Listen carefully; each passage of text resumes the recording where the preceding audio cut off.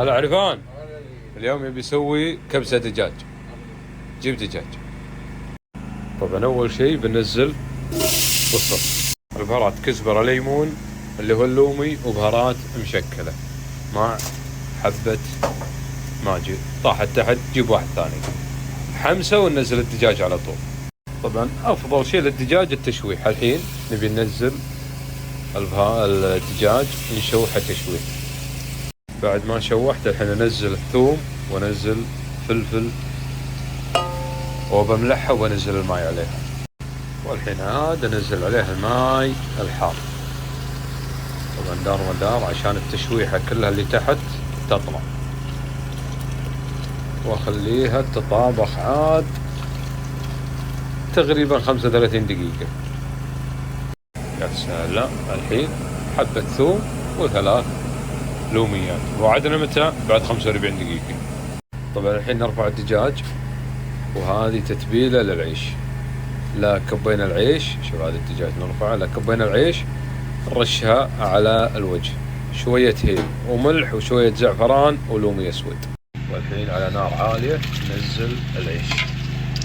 العيش ما راح يعطيك الحب اللي انت تبي الا على نار عالية، ولا تنزل عليه ولا تنزل النار الين تشوف العيش تناشف تكتمه هني.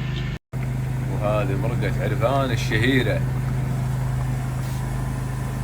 تعرف كل نفرات الحين تسوي مرق مال انت؟ ايه صح، كله يمين. يا سلام، ضرورية المرقة الصفراء هذه، ما عاد نتعداها. ما شاء الله تبارك الرحمن.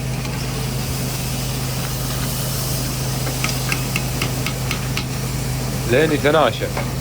بعد ما تناشف وياي العيش هني هذا كله اساقيه بالزعفران واللومي وسكره، ونار خفيفة يا مدير. خلاص اخف نار، خلاص نار. يا سلام. طبعا ثوم، فلفل بارد، فلفل حار، شوية ملح وزيت زيتون مع عصرة ليمون. يا سلام. خلاص اقوى معبوش بالعالم. ما شاء الله يا هالدقوس. شوف شوف مرقة عرفان. شوف يا سلام،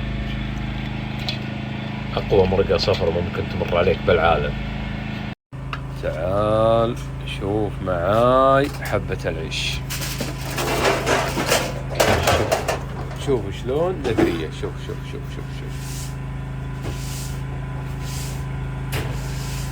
سلام يا سلام. شوف الصفار هذا الزعفران. شوف لي العيش تكفى. شوف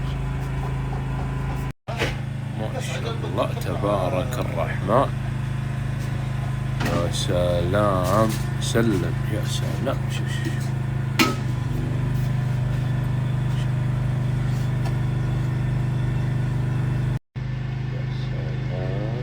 هذا حبة العيش اليوم خيالية.